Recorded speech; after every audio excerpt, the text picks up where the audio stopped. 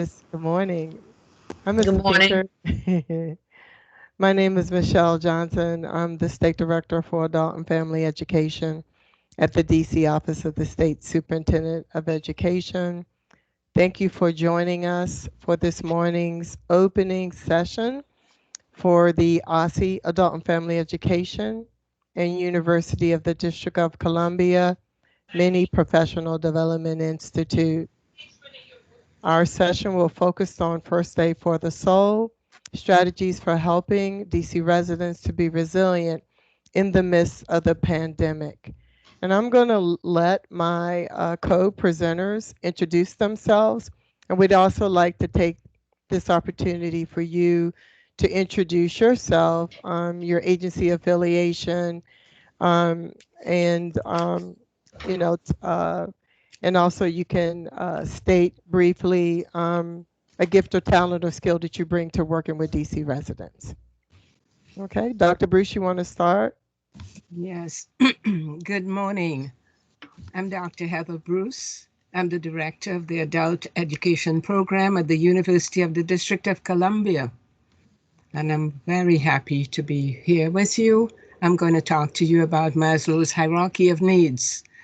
Abraham Maslow theorized that common to every individual, a basic set of human needs, and they are primary influences on an individual's motivations, priorities, and behaviors. Maslow developed a method for categorizing those needs, which he believes every individual has in their lifetime, regardless of our station in life. He And, doc- arranged those needs. and Dr. Bruce, after you do your intro, I'm going to have Dr. Portis Joyner to introduce herself as well. Oh, sorry, I thought we would do it at the beginning of our presentation. That was not clear. Okay, no Okay, I'm worries. sorry. No worries. So let Dr. Portis Joyner go ahead. Sorry. Okay, no I worries, do Dr. apologize. Joyner. Good morning. I'm Dr. Jacqueline Portis Joyner, and I am a mental health practitioner. I will be sharing with you briefly about mental health first aid, the topics of resilience and self care, and I'm glad to be here. Thank you. Is Dr. Honus on the line? Okay. Tanisha, could you introduce yourself, please? Yes, ma'am. Good morning. I'm Tonisha Walker, and I'm a DC resident. Thank you so much. And then can we have the other members, the other individuals on the call to also introduce themselves? Good morning. My name is Miss Canardi. I'm currently an employee of DC Public School, teach students, assisting them with different resources. I'm also a graduate student at UDC at the present moment, attending classes in adult education. Good morning. Thank you. Good Good morning. morning. I'm sorry, go ahead. Good morning. Ed Pinkert, Four Walls Development. And I bring to the table a lifelong passion for learning. Thank you, Mr. Pinkert. Can I go ahead? This is Robin Barr. I'm a linguist in residence at American University. Today, I'm representing the Washington Literacy Center. We teach non-reading adults in the DC area. I also teach in the adult education uh, program at UDC. Wonderful. Thank you. Good morning. I'm Dr. Coley. I'm a supervisor vocational rehabilitation specialist at DDS RSA here in the district. Good morning, Dr. Coley.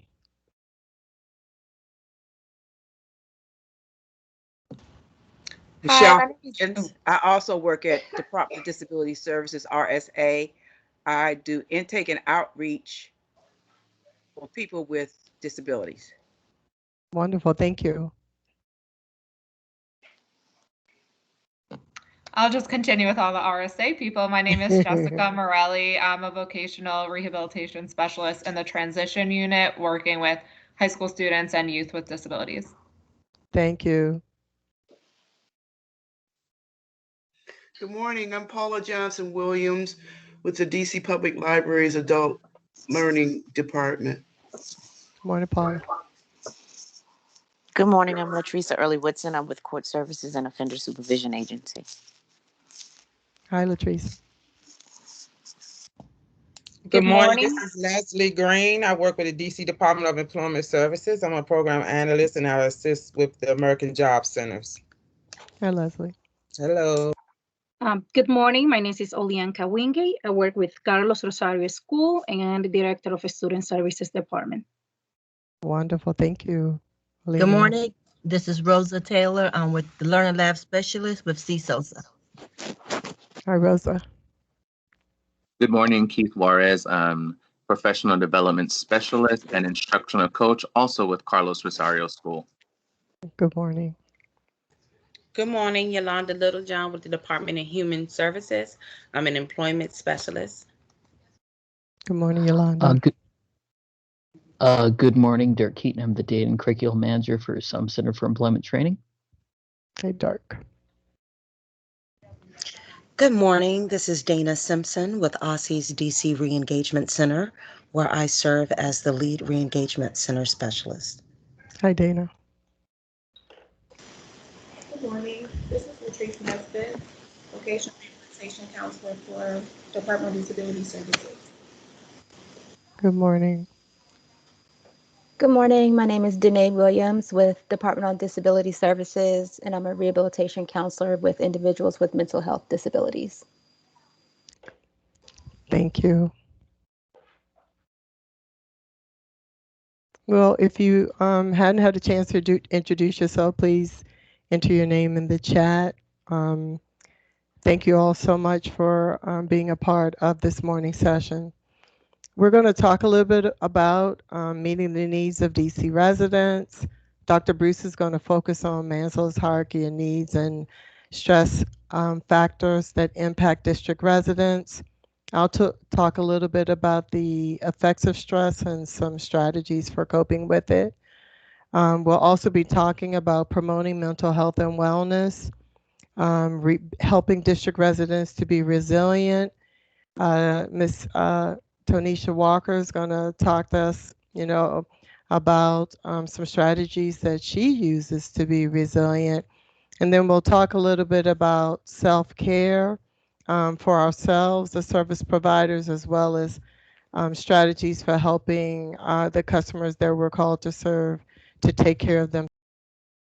And then if you have questions, please feel free to put them in the chat. And we will address them, as well as members of the Adult and Family Education team, which includes Stacy Downey, Cynthia Brown, Nakia Lynch, and Tracy Richard.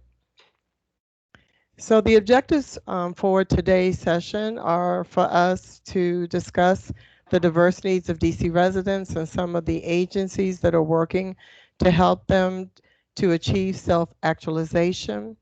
We're going to also talk a little bit about strategies and resources that can be used to help DC residents to cope and be resilient in the midst of the pandemic, as well as strategies and resources that we can use ourselves. Throughout the District of Columbia, there are a multitude of agencies that receive federal, state, or local funding to meet the needs of district residents. This includes organizations like the one to which we are affiliated, the Office of the State Superintendent of Education, also the University of the District of Columbia and other community colleges and universities in the metro area. We have the Department on Disability Services, Department of Behavioral Health, Department of Employment Services, Department of the DC Public Library, Department of Corrections, and CSOSA, and other organizations such as DC Public Schools and the charter schools, who are working to identify ways to address the needs of district residents. We also work closely with community-based and faith-based organizations, workforce training, employers, and other diverse needs of district residents. We have developed a brochure titled Access DC It includes a listing of various DC government agencies that provide education, training, supportive, and other related services to DC residents. And my staff will put the link to the Access DC guide as well as the companion PowerPoint presentation that can be used to orientate DC residents about programs and services and also staff about programs and services that are available in the District of Columbia. The organizations like myself, like the one for which I'm affiliated, OSSI and UDC and all the other organizations that we previously spoke about, are working to help district residents to pursue their desired career path through their engagement in education, training, and workforce development activities with the goal of helping them to make measurable skills gains, earn a high school diploma,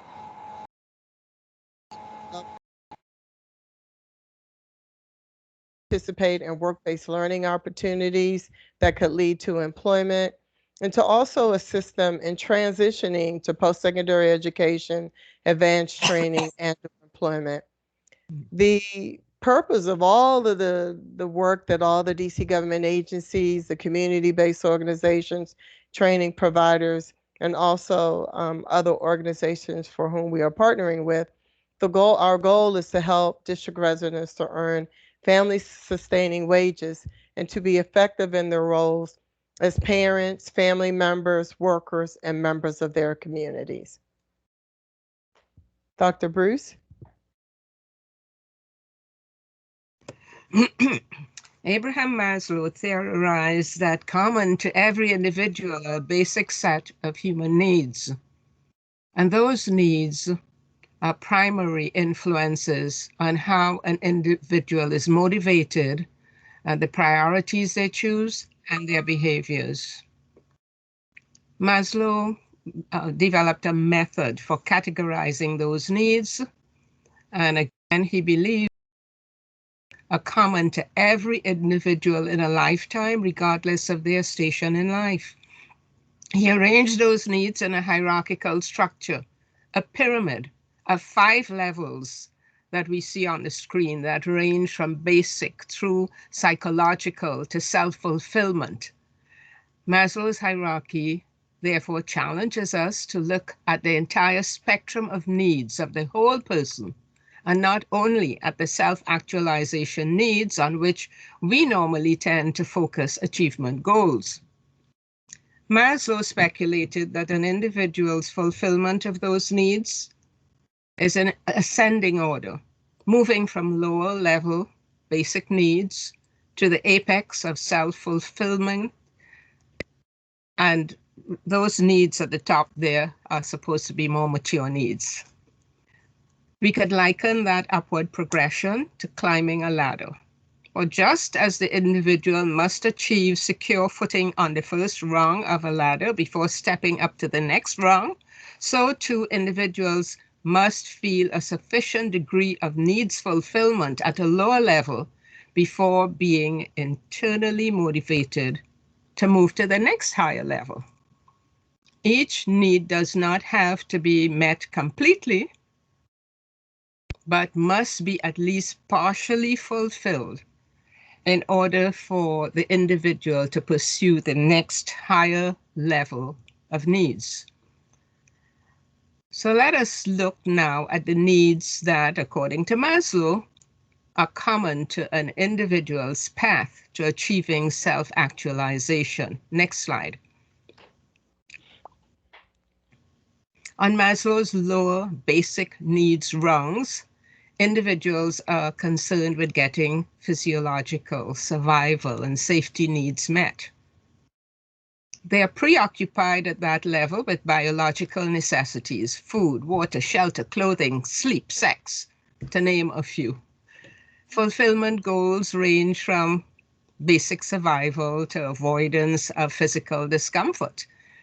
In our society, Physiological goals may even include attainment of what we call creature comforts, which means that we do not just want to have any old place to flop down and sleep. It must also be adequate in size and amenities. Food and water must also be clean and healthy, and so on. The second basic level, safety needs predominate. Concerns for security, orderliness, protective rules, and avoidance of risk are paramount at this level. The needs continuum extends from actual physical protection to safety from emotional injury. In our society, many of these needs are met through safe working conditions, adequate salaries, insurance policies, pension plans, safe neighborhoods, burglar alarms, police protection, medical checkups, immunizations, and, a host of other preventative measures. At the third level, the first part of meeting what Maslow calls the psychological needs, he identifies belongingness and love. The desire to be accepted, appreciated, and liked by other people, and the need for love, affection, and affiliation that are centered around interactions with others. Our attainment of these goals is facilitated by family ties, friendships, and membership in work and social groups. Next slide. On the fourth rung of Maslow's hierarchy is what he terms esteem or ego needs. The individual desires to be perceived as worthy by self and others, to gain status within groups, and to excel. This category also includes the need for special recognition, social and professional rewards, promotions, power, and achievement. One manifestation of this type of need is, I could think of perhaps, is ambition. When we have that ambition to move up because of how we are seen in society. And at the fifth level, the pinnacle of Maslow's hierarchy is, of course, self-actualization. And Maslow acknowledged that to be the most difficult level of needs to satisfy. They include the desire for personal development and self-fulfillment. At this stage, individuals are no longer dependent on the goodwill of others, nor do they feel compelled to meet standards set by others. At this stage, they strive to attain their own personal best. But Maslow also posited that regardless of where individuals may be on their ascent, they may spiral back down to lower level behaviors at any time that stress factors disrupt or fracture their lower level attainments. Next slide. Factors that lead to stress.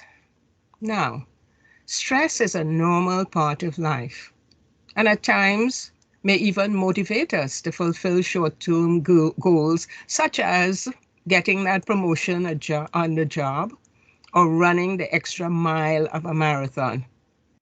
But if we do not get a handle on stress and it becomes long-term, it can seriously interfere with our work, family lives, and health.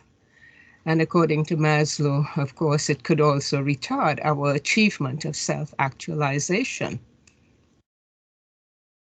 We also must recognize that we each have different triggers that may cause us to react in stressful ways, such as if we are under lots of pressure or have responsibilities that we find to be overwhelming, or we may be worrying, stressing, as we sometimes say, about something, an impending change or move, something that's going to be happening in our lives. It may also derive from a feeling of powerlessness, not having much or any control over the outcome of a situation. For many of us, living in uncertain times, as we are today, can also be a source of stress. Next slide. Life stressors. I often think of life stressors in terms of subtractions or additions to our life, things that necessitate change, events that cause us to depart from what is familiar and comfortable to us and require us to adjust to new unknowns, which of course are often scary and could readily increase our stress levels. Under subtractions, I like to think of things that force us to give up something or part with something, such as the death of a loved one, the end of a marriage or union through a divorce or separation, the loss of a job, or other financial or social economic setbacks that take away some quality of life from us. Loss of our biological, physiological, and or emotional health through chronic illness or injury. Losses from a traumatic event, maybe such as a natural disaster, theft, rape, or violence perpetrated against us, our loved ones, or which perhaps activate our social justice concerns if it's perpetrated against another.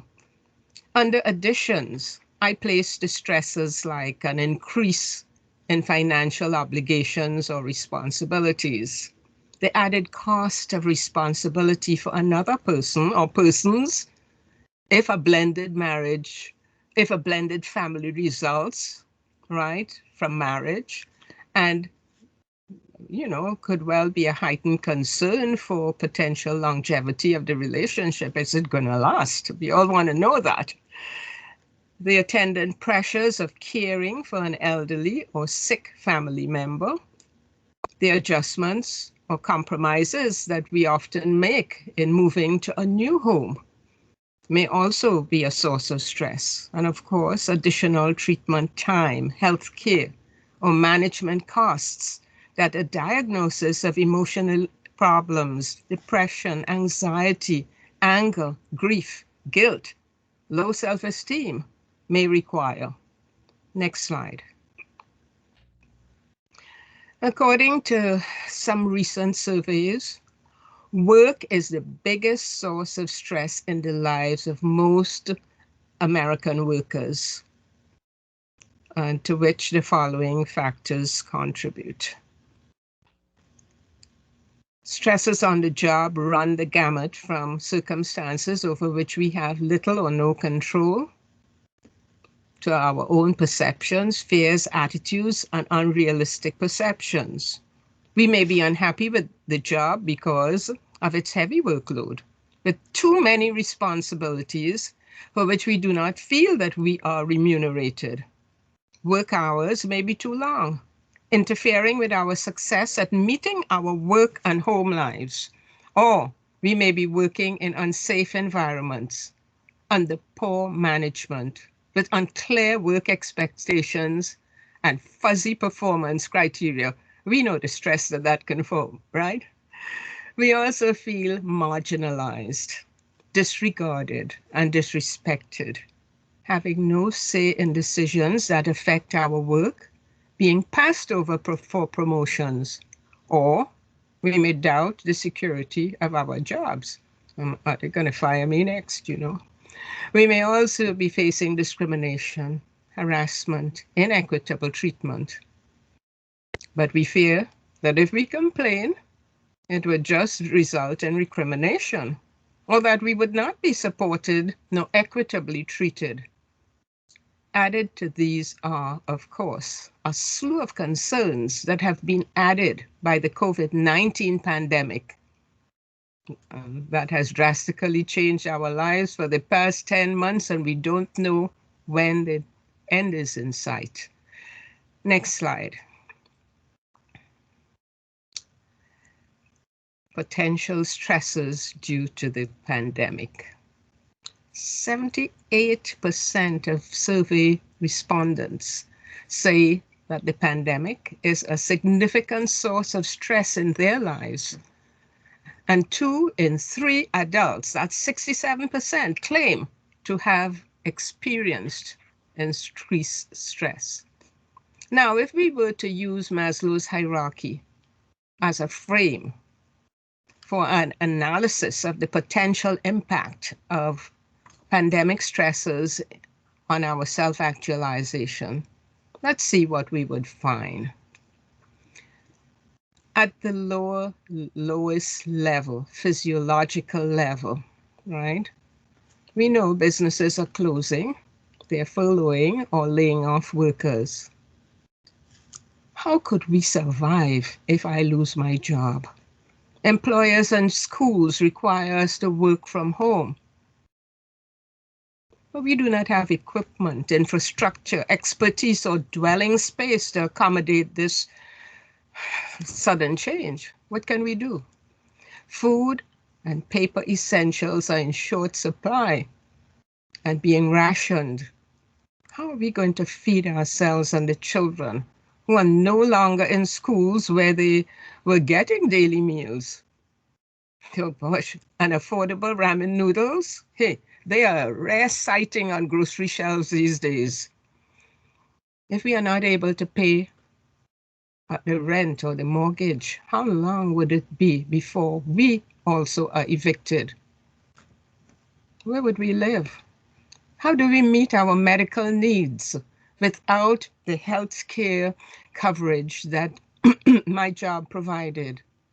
If the Affordable Care Act is gutted and going to the emergency room, wow, that is no longer an option if we get sick since the pandemic.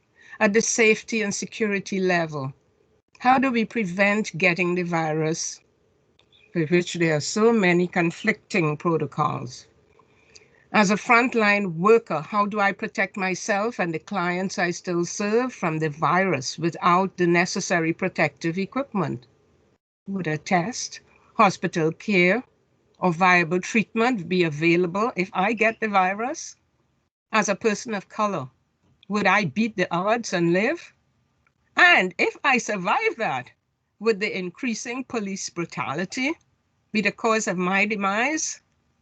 Is it really safe for me and my family in this neighborhood where we are currently living? Let us look at belonging and love. When would distance learning, working, funeralizing, worshiping, and celebrating, things that keep us from our family, colleagues, and other treasured relationships ever end? How are we to get through Christmas without gatherings and those comforting traditions that we so love? Is my social and emotional life ever going to return to some semblance of normalcy? Is it safe to start dating?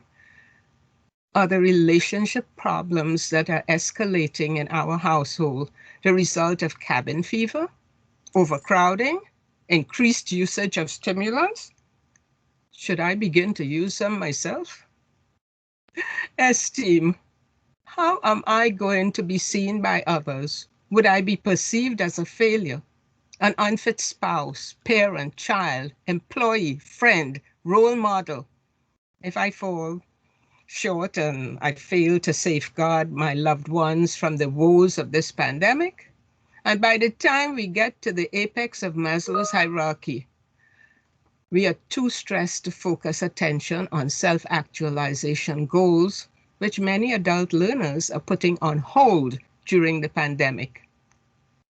This, of course, authenticates Maslow's theorization that the attainment of higher level needs depends on at least partial fulfillment of needs on the lower rungs. A widely held view in the study of stress is that neither an individual nor an organization can remain in a continual state of tension. So even if a deliberate and conscious strategy is not utilized to deal with the stress, individuals must find ways to take care of themselves with coping strategies about which you will learn later in this session. Here ends my presentation. Thank you for your attention and happy holidays. Stay safe. Thank you, Dr. Bruce, for sharing information about Maslow's hierarchy of needs and the various types of life work stressors that we're encountering, as well as those that we've encountered due to the pandemic. And so, Dr. Bruce has talked a lot about these, some of the factors that have been impacting us, changing, which might result in changes in our eating and sleeping patterns, changes in health conditions, changes in our mental wellness, and then other types of fears and anxieties that we may have.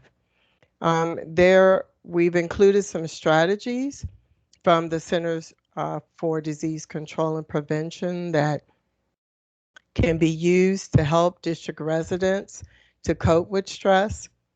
Please use some of these strategies to encourage your students to know what to do if they do get sick or if they're concerned about COVID-19. Um, Make sure that you encourage them to go to the CDC website and access information on where and how to get treatment. There's also additional strategies for taking care of their emotional health. And then one thing that I totally agree with, that I think we all should do, is sometimes take a break from watching um, the television and listening to news stories.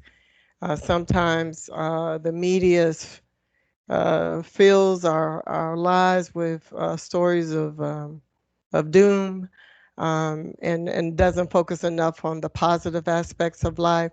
So you might want to focus your attention on engaging in activities that are a little bit more uplifting and positive, and not consistently feed your mind, your heart, your soul, and spirit with updates about things that cause you worry. Additionally, the CDC recommends that we help our customers to take care of their physical selves, to take deep breaths, stretch, and meditate, to eat healthy, well-balanced meals, exercise, get plenty of rest, and to avoid alcohol and drug use. Additionally, it's important for us to make some time to unwind, connect with other people, and most importantly, to connect with our communities as best as we can, even if it's meaning using Zoom or other web-based platforms, and faith-based organizations as well.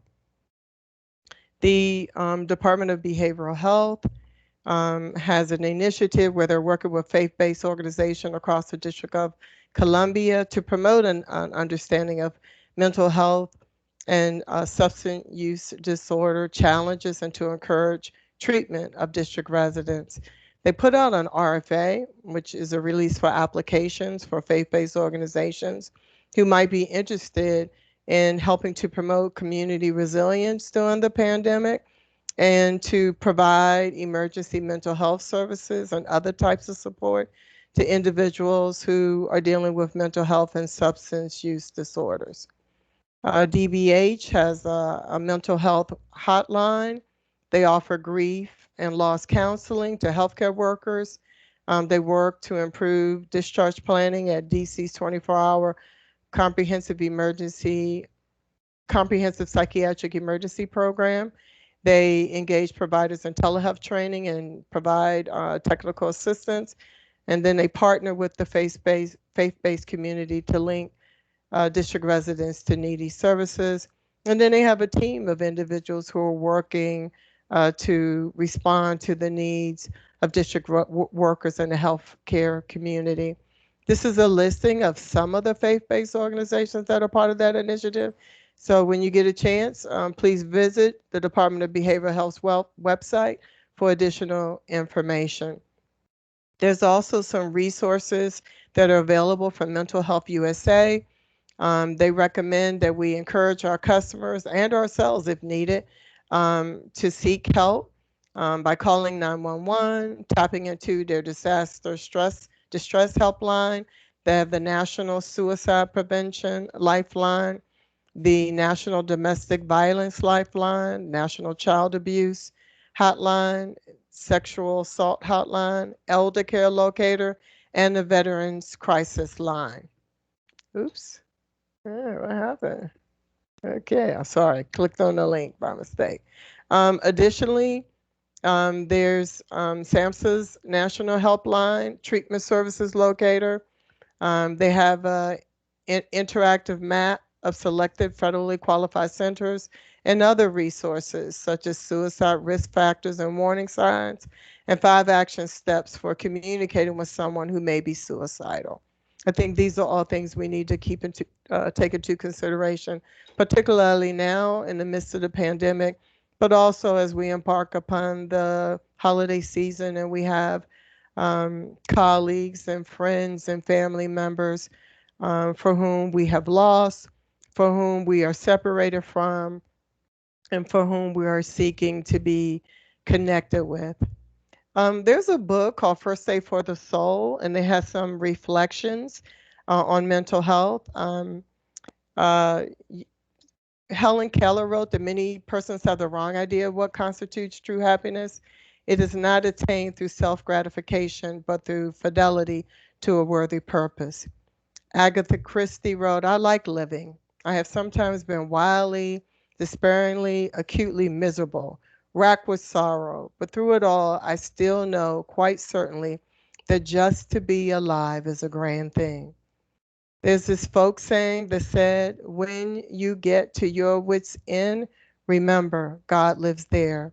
And Miriam Makeba once said that worry is interest paid on trouble before it's due.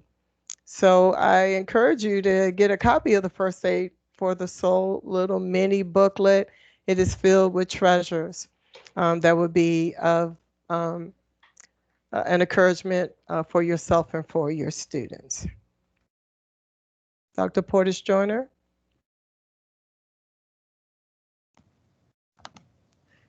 Good morning again. I'm going to talk to you about helping district residents to be resilient. Resilience is the act of knowing how to cope in spite of setbacks, barriers, or limited resources. It is a measure of how much an individual wants something and how much she or he is willing and able to overcome obstacles to get it. Resilience is emotional strength. Next slide, please. We can help district residents be resilient by encouraging them to cultivate a belief in their ability to cope, by staying connected with sources of support, by encouraging them to talk about what they're going through, being helpful to others, activating positive emotions, cultivating an attitude of survivorship, and overcoming a victim mentality, to seek meaning and purpose in life, and finally, by encouraging them to shift the focus away from the problem to a solution. Next slide, please. First Aid for the Soul also uses reflection as a strategy to help customers build resilience. Listen to these 4 quotes. As I read them with you, consider which characteristics of resilience speak to you. The characteristics are inner strength, determination, perseverance, motivation, courage, or faith. I'll repeat them. Inner strength, determination, perseverance, motivation, courage, or faith. And here are the quotes. Catherine Dunham said, go within every day and find the inner strength so that the world will not blow your candle out. Faith Ringgold stated that I'm inspired when I walk down the street and still see people trying. A lot of them look as if they're on their last leg, but they're still getting up somehow. Cicely Tyson stated that she is not a quitter. I will fight until I drop. It is just a matter of having some faith in the fact that as long as you are able to draw breath in this universe, you have a chance. And lastly, Ralph Waldo Emerson stated that what lies behind us and what lies before us are tiny matters compared to what lies within us. Next slide, please. We'd like we're so grateful and humble and thankful that Tanisha Walker, who's a district resident, is willing to share some strategies that she uses to stay resilient with us. Tanisha? Hello, good morning, everybody. I'm Tonisha Walker. I'm a district resident. I'm a mom of two that we're doing virtual learning. I was a medical assistant, but I had to resign from my position due to my daughter being high risk in the virus, and I can't, take the chance to bring anything back to her. So I have came from making my own money to have to get TANF, get cash assistance, get food stamps, try to help find people to help me do different things to like pay bills and things around here. But I have learned that when you speak life into the situation, it becomes better. So every day, me and my kids get together in the morning before school and we make a list of things of what we're going to accomplish today. Whether it be today, we're going to have an outstanding day in math class because we didn't last week. We make our goals. We meet goals every day. You have to speak life into the situation so the situation does not take over you. Yes, right now it's really hard for everyone, but you have to think about it like when you were a child, you wanted to win. You wanted to win the trophy. So you have to figure out how you're going to win. So right now I'm figuring out how I'm going to win past the situation with the virus. So the virus right now is causing me to not have an income. But what am I going to do so I don't be in this situation again? So every day, me and my kids take notes. We write down in our little journals. We got little journals that say positive things on the outside. We write in them, and we write what we're going to do. So now I'm trying to go to school to be a medical billing and code, and so I won't be in this situation again. So you just have to speak life into the situation and know that this is not the end, and know that you're not going to let you're going to get the best of the situation. Thank you, Tonisha. We wanted to share with you this quote from Bob Marley that you never know how strong you are until being strong is the only choice you have.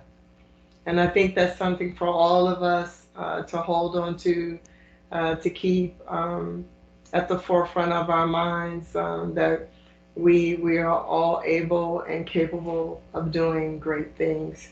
We just have to keep the faith and endure.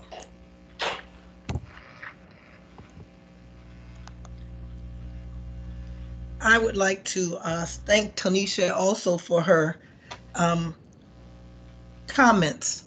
And it is a segue into what I will be talking about next. There should have been a slide that commented that had a quote on it, just like you do on an airplane. You need to put your own oxygen mask first before trying to help others. And I think that Tonisha pointed us into this, transitioned us into this part of the presentation. This quote by Dean Nancy Smith emphasizes the importance of self-care and mental health first aid for customers and service providers as well. It allows us to operate in our own areas of expertise as a guide to available resources necessary to meet the customer's need. And in Tanisha's case, it motivated her to seek out resources for her own care and provision for her family. As a service care provider, we in our role, as in our role as a trained professional, it is to be efficient. Let me start again. Our role as a trained professional is to be efficient as an active listener, a compassionate observer, and an empathetic service provider.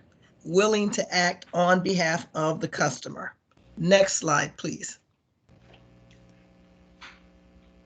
The previous slide, the next slide should be self-care. There you go. Thank you. Self-care is an essential survival skill. It refers to activities and practices that district service providers can engage in on a regular basis to reduce their stress and maintain and enhance short and longer term health and well-being. And it is necessary for district service providers to be effective and successful in honoring their professional and personal commitments. Next slide, please. Service provider triage. As service providers, we are like first responders. While we cannot fix everything, we can do our best to triage the needs of our customers to the best of our abilities. Thank you for allowing me to share today, and I'm going to move you to the next slide, and Ms. Johnson. Thank you. As Dr. Portis Joyner stated, self-care is about enhancing one's overall well-being.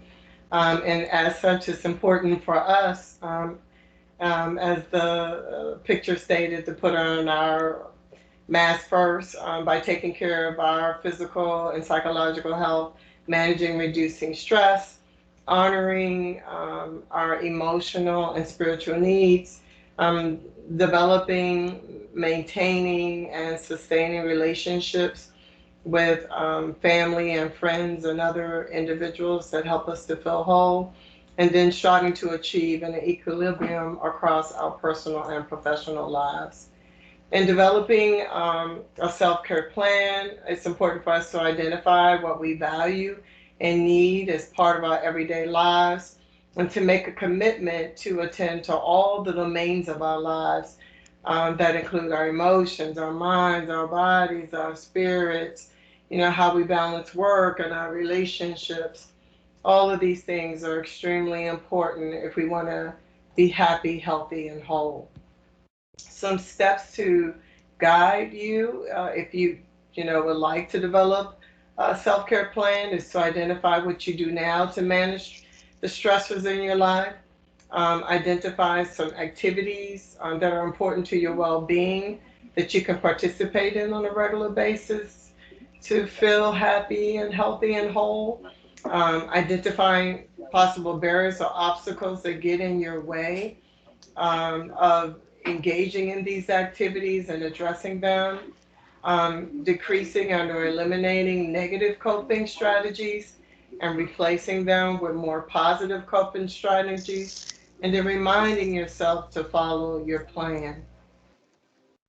First Aid for the Soul also has some reflections on self-care.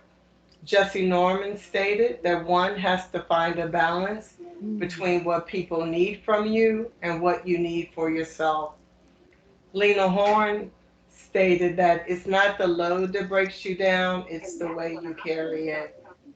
And then Mother Teresa stated that to keep a lamp burning, we have to keep putting oil in it. And then Oprah Winfrey stated, the more you praise and celebrate your life, the more there is in life to celebrate. We are so grateful that you joined us for this morning's opening session. We wanted to set the stage for the many PD Institute sessions that will come after this session. This afternoon, the Department of Human Services will be hosting a session on supportive and wraparound services for district residents, including adults, youth, and families. Tomorrow, we'll have a presentation from Berea Public Charter School and Catholic Charities of the Archdiocese of Washington on supportive and wraparound services for immigrant families, as well as individuals who are underserved and uninsured in the District of Columbia. The DC Public Library Adult Learning Department will be facilitating a session tomorrow afternoon on meeting the diverse needs of the community. The library has a ton of really fantastic resources that district residents can tap into to, make sure that they're feeding their minds and their spirits and engaging in constructive activities during the pandemic. On Wednesday, we're going to have a youth services panel that will be comprised of individuals from OSSI, Covenant House, Washington, the DC Reengagement Center, and Potomac Job Corps. And the emphasis is on identifying the diverse programs and services that are available to youth and young adults in the District of Columbia and how these agencies are rising to the occasion to meet the needs of young folks during the pandemic. And then the Aussie DC Reengagement Center will facilitate a session tomorrow afternoon that focuses on helping youth to get back on track. So we invite you to participate in the next 5 sessions. The one this afternoon is from 2 to 3:30 p.m. As the Department of Human Service has tons of resources and information that are helpful for us and important in sharing with district residents so they can access temporary assistance to needy families, the food provisions through the Supplemental Nutrition Assistance Program, medical assistance, homeless services and things of that sort. And then tomorrow and Wednesday, the first sessions are from 10 to 11 and then 2 to 3 p.m. So please join us for those sessions. We also wanted to share with you the list of resources that are embedded within the PowerPoint presentation. You can click on these links to get additional information. We ask that you please share these resources with the students in your programs as well as with staff.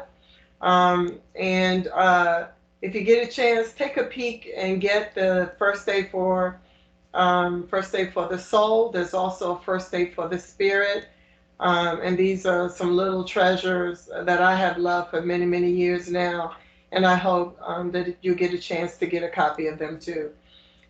We do plan to offer some additional professional development on self-care and on, addressing the needs of students in education and training programs, taking into consideration the levels of stress that they're under, and identifying strategies to address them in an upcoming professional development institute.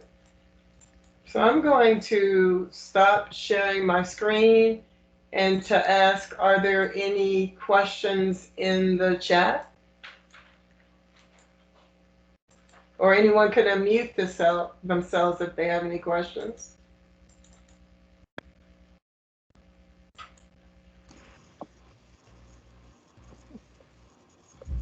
Good morning. I had a question for Dr. Bruce.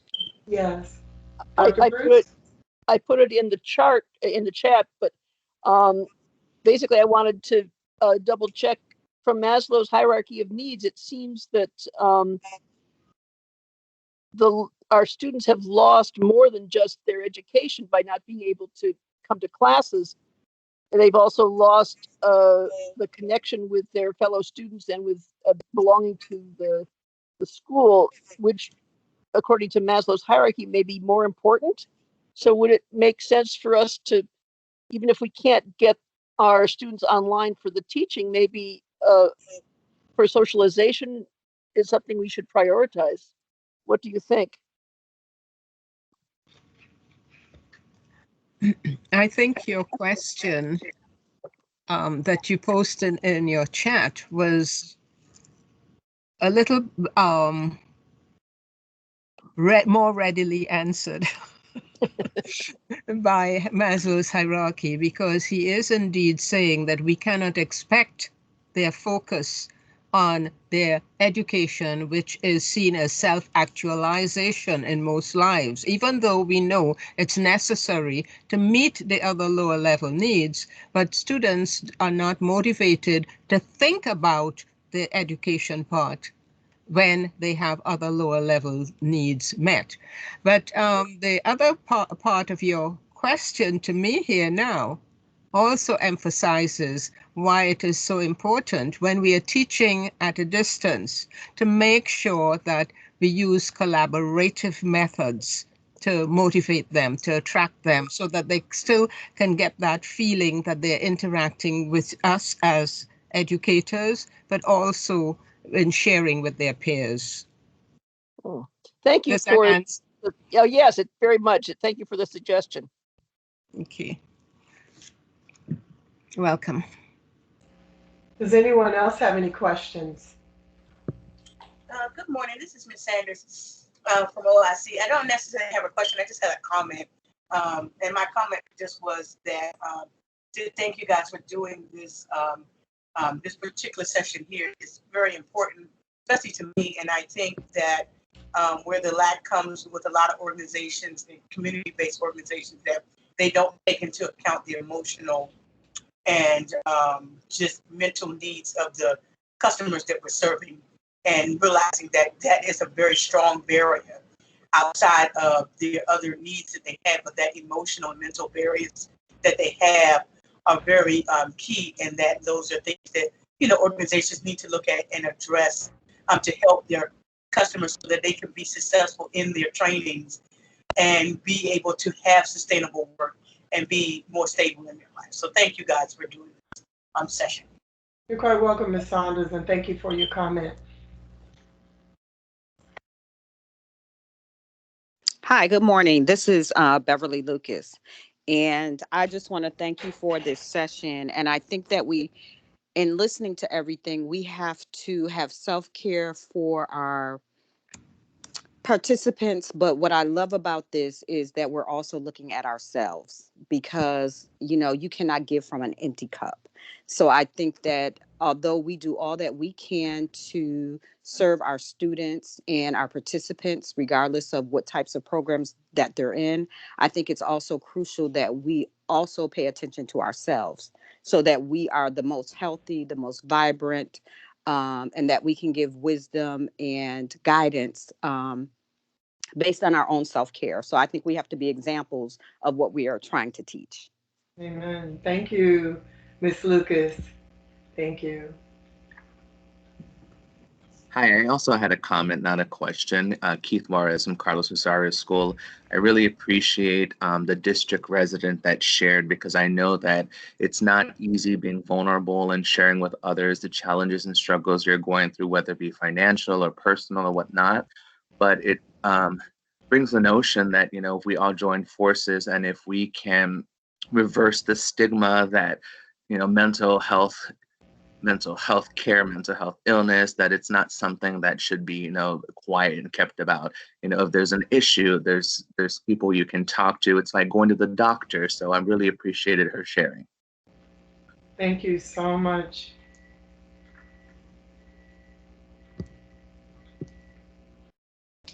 Well, if there are no other questions or comments, I'd like to take this opportunity to thank all the presenters today, Dr. Heather Bruce, Dr. Portis Joyner, and of course, the lovely Miss Walker. Tonisha, thank you for being a part of this and not thinking it robbery to share with us. I'd like to thank the Adult and Family Education team, Stacey Downey, Tracy Richard, Cynthia Brown, Nakia Lynch. Thank you all for your support as well. And we pray and hope that you all have a blessed holiday season. Trust and know that we'll be offering more professional development sessions like this. We hope that you also practice some of the mental health, first aid, self-care, and other stress management strategies that we've talked about today, that you get to practice them and share them with students as well. So please have a wonderful remainder of your day, and we hope to see you at 2 p.m. Thank you, everyone.